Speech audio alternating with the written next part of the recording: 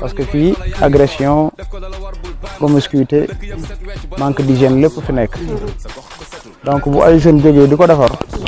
lu mu bon l'autorité locale waroon na fay ñëw xool saytu ko nit ki waxuñu la nga def loo mënul mais nga compatir il faut compatir nga wane yow tamit kat man li metti na ma mën naa cee def sama wàll sama partie jënd fi camion suuf andi leen ay saabu geste bi du tuuti mais ñàkk a tee bi moom ñàkk yëg lay nekk daal tey waruwaay ak Éthiopie màgg na te yoon bi rek la ñu am muy seen liaison entre les deux quartiers waaw te tey waruwaay ñëpp xam nañu dayoo bi nu mu toll seen école sori na leen ñoom tamit amuñu benn infrastructure de base donc jeunes yi fi nekk aussi man je les encourage parce que développement d'abord c'est se remettre en question man lan laa war a njëriñ d'abord sama dëkk balaa nga ne sama état lan la may njëriñ waaw comme nag yaa ngi assumer ses devoirs c'est normal que ngay laaj ses droits voilà di leen féliciter di leen wax ne désormais incha allah duñ leen bàyyi ñoom dong ñu nekk ci quoique petit dinañu andi suñu participation jàpp ci andi suñu doole àndaale su ñi nga xamante ne ñun moom la ñuy liggéeyandool di remercier grand Maïssa di remercier Mama Koumba di remercier Big Diop mi sax yor kii bi parce que ci rakk yi la di la remercier soxna Kiné Faye moom sama Amina Faye sama xarit la sama rakk la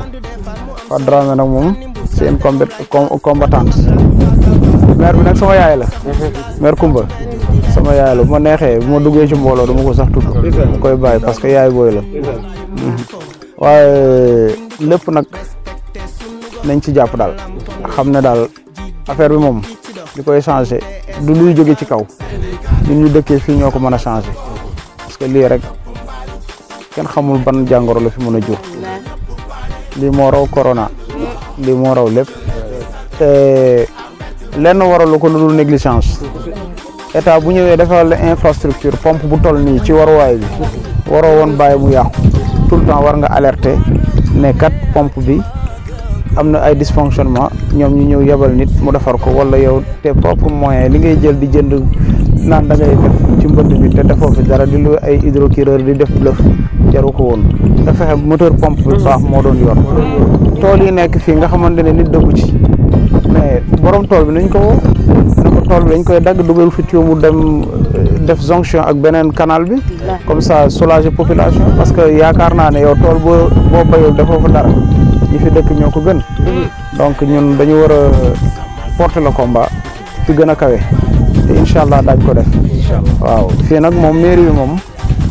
bu nekkee ne lii rek ay mairie jaru woon mairie di am parce que gis naa ne population bi partout à Yeumbeul Nord ñoom ils souffrent te ñoom ñooy jël seen bopp en charge donc loolu laa am lu ma ci doon wax te di leen wax ne ñun ñoo ngi fi ak yéen tey moom li ñu waral ñu tardé mooy programme yi dafa bëri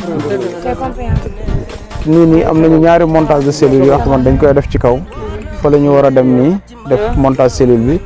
tey dañu demoon ay sarax ak yu demee noonu moo tax quoi ñu ne nañu forcer ñëw def suñu participation merci beaucoup Diop. jëmm ji xam nañ ko physiquement ak dañ koy dégg aussi ay jëfam ak di ko bàyyi xel parce que bu dul dara sax li ñuy mën a témoigner li ñuy teg suñu bët rek mooy lu yàggul rek dafa ñëw suñu néegu yàlla bi am lu fi def donc yàggul dara kon loolu lu am solo la kon je pense que acte li nga xam ne c'est inoubliable donc ak yu bëri yi nga xam ne du fi xaj mais l'essentiel mooy li ma dégg ni mu waxee moom macha allah kon dama kontaan bi mooy donc communication bi macha allah parce que li mu wane rek mooy moom xëy na xam na jafe-jafe yi te pare na pour def le changement pare na pour jëlee ci jafe-jafe yi ñu benn niveau mais tamit ñi fi dëkk il faut ñu am prise de conscience mooy comme li kii wax léegi rek kenn mënut ñu nax yaay booy xam nga ba sama yaay nga kenn mënut ñu nax dañuy fer ay nax moo tax ñun bu ñu ñëwee wax dëgg yàlla depuis 2020 avec le GIE pharmaceutique bi la présidente est là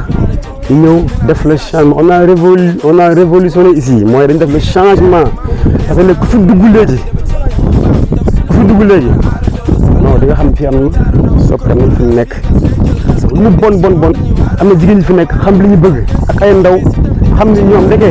coow li mbir mi ñooma est-ce que xamoon nañ ko peut-être xamuñu ko woon kii dafa ñëwee loolu la taxawal jéem a éveillé yee leen ñu xam ne mbir mi ñoom la ñu jéem ci téye seen destin en main ñu changé politique bu weesu bi dafa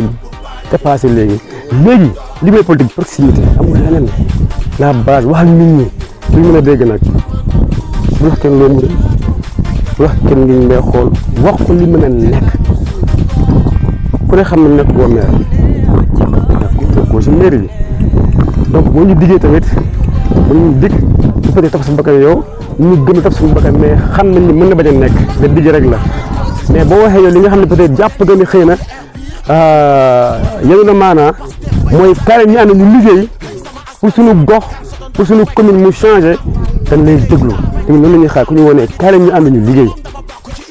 ci li ñu nekk nag moo tax ku ñu si woo dañuy ñëw donc vraiment bi mooy sax ne mi ngi ñëw wallaahi par nañ bu yàgg mais nañ ko xaar ndax kilifa bu ne nit ñi dañ koy xaar wallaahi par nañ bu yàgg ba gars yi demee nga nañ la xaar bu dara nga ñu recevoir le tout ñu déglu la aussi tamit saafoonte ak yow lu mu bon xam nañu la mais c'est la première fois ñu taxaw ne peut-être physiquement di wax nii donc vraiment mu nekk benn mbëtt bu baax dëgg yàlla mu nekk aussi lu rafet vraiment ñu ngi remercier ñëpp ne dëkk donc ñu bokk heure ñooy mën a ànd donc j'aime vraiment kontaan naa ba vraiment si ndaje mi nañu fexe rek mu dëggu rek si ñun ñu jëm ko jëfee macha allah incha allah fexe le lendemain meilleur pour suñu localité vraiment macha allah kontaan nañu ba monsieur Souare vraiment jërëjëf.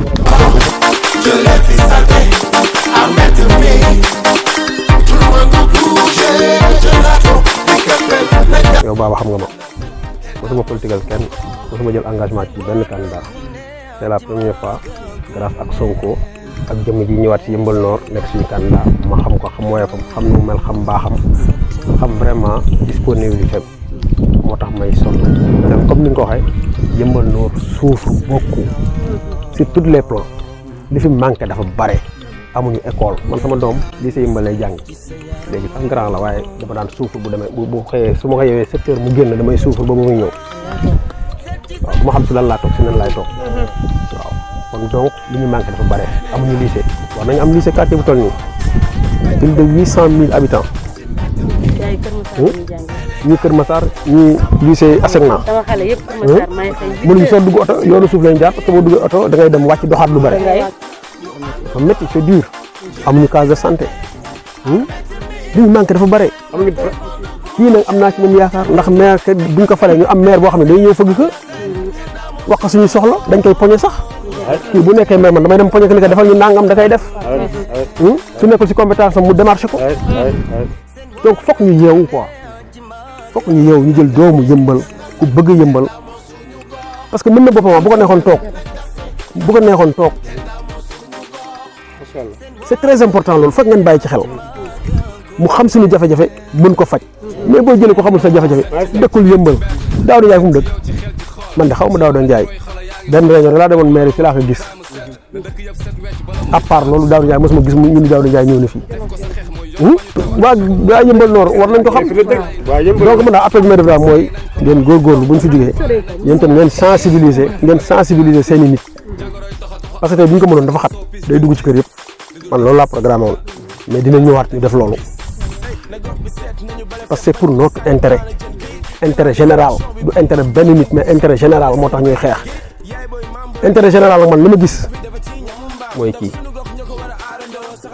Baba yow mii boo ko fekkee bureau nga xoj ko ni que nangam ngay def da koy def man mii yow mii yéen ñëpp am ngeen si moom accès parce que moom nëbbatuwul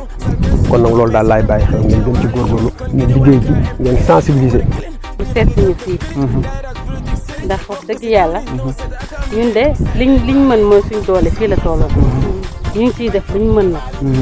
mais ku ci ñëw jàppale ñu tamit dañ lay sant déplacement yombul te temps dafa xat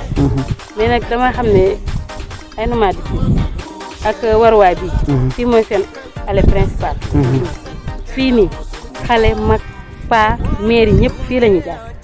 kon fii rek mooy suñu allée principale boo xam ne ku ñu ci jàppale rek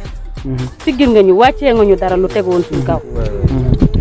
wàccee nga ñu dara lu tegu ñu ngi woo ñëpp na bàyyi kenn koo xam ne rek autorité nga ñëw dimbali ñu ndax fii rek lañ am boo gisee ñun jeunes yi ñu volontaire pour fii ndax xam nañ ne fii mag ñi fii jaar mënuñ fee jaaree xale yu ndaw ngay gis ñuy jaar fii di bëgg a daan paa yi tamit kon nag nañ leen jàppale ñu fii rek saakook garawaay ak suuf ak ñun daal bañuñ dara lu ñu am rek pour dinañ ko def fii ndax au moins nit ñi mën a xam seen yoon bi de ndox mi bàyyi na ko au moins bu boobaa ñu mën a demaat ci beneen ko incha allah ñu ngi leen di remercier bu baax nag ci teewaay bi merci beaucoup bi ma ko séenee muy ñëw rek maa ngi koy wax au passage ci oyofam ak déglu population bi ak di dem envers ñoom Big Mo mi du ma bàyyi ma fenn suñu première rencontre man la ak moom ak ñeneen ñu ko teewee woon muy ci projet xeex Covid bi première fois boobu noonu lañ ko contacté mais daf na du ngeen ma fekk si man maa leen di fekk si il a pris la peine de venir jusque mu ñëw si ñun waxtaan ak ñun su ko neexoon du ko ci fekk kon dañ naan ko merci puisque tout le temps mu ngi déglu population bi mu ngi xool suñuy jafe-jafe di ci nekk loolu lañ soxla dañu soxla nit koo xam ne il sera présent pour nous parce que Yeumbeul Nord souffre on souffre ñun amuñu maire amuñu dara gis nga leen lii ñu ne la lii mairie mu ngi fi pendant combien d'années 5 ans lii nekk fi amul changement voilà ëpp na 5 ans amul changement amul dara oui monsieur le maire léegi nag puisque ñun jeunes yi ñun ñoo yor suñu kàddu ñun ñooy fal ñooy folli xam nañ bu baax lu ñu bëgg maintenant on est conscient kenn duñu naxati dofatuñu xam nañ bu baax lu ñuy def xam nañ choisir le bon ou le mauvais candidat fii nag ku fi nekk nekkal ñu fi ñu nekkal la ku ñu nekkalul ñu jël la teg la fële foofu lañ toll parce que dañu war a Yeumbeul Nord dafa war a changer dafa war a développer mais gouvernance boo xam ne kumba amul ndey la kumba amul ndey Yeumbeul Nord ay quartier yu bëri boo waxee ñu ne la xamuñu kuy Daouda Ndiaye loolu dafa garaaw nga am sa maire buñ la ko waxee nga ne xamoo ko loolu déjà dafa garaaw léegi nag yàlla dimbali nañu am nañ ñu mel nii ñu ngi leen di ñaan voie bii ngeen nekk ba ñun ñu bëgg ci ànd ak yow bu leen ci changer parce que ñun tamit ku ñu fi nekkal lañ bëgg te am nañ yaakaar ci yéen maa ngi ñaan aussi yaakaar boobu ñu am yàlla bu ko yàlla tas barke Seydina Mohamed en tout cas lii yëpp yéen ñëpp teg ngeen ci seen bët et c'est regrettable franchement sànq rek ci suba bi ñu ñëwee benn gars bu nekk fi di defar mu ngi koy wax mu ne moom li gën a tax mu sonn ci mooy dafa am benn femme bu ko mës a romb nu gëm tuuru avant ñuy defar fii muy baaba nee na ndugg bi tuuru ba pare leer na ko ni kooku benn dépense bi la yor moom nag nee na foofu la xaree tànk tubayam ne lii dootu ci xaar kenn même su dee day teg chaque dimanche benn sac moom dina ko def kon nag ñu ngi ñaan ñu ngi def cri du cœur di ñaan ngeen déglu ñu ngir yàlla war a suul sonn nañ Yeumbeul Nord suuf sonn nañ ñu ngi ñaan nag ku mel ni jëmu ji yàlla na ko yàlla teg loxo ba yaakaar bi mu tas incha allah. jàngoroy doxa arbis kosa soo pis jur tis di dul dis yaa sant ñëpp gis na gox bi seet nañu bale feeb bañ ko fi sànni bala jëm kayit canalisation bi pour ndox bi la kon bu fi sotti wala say mbalit gérit yaay booy maam booy nee mën a am kon fii bu fi defa ci ñamu mbaam ndax sunu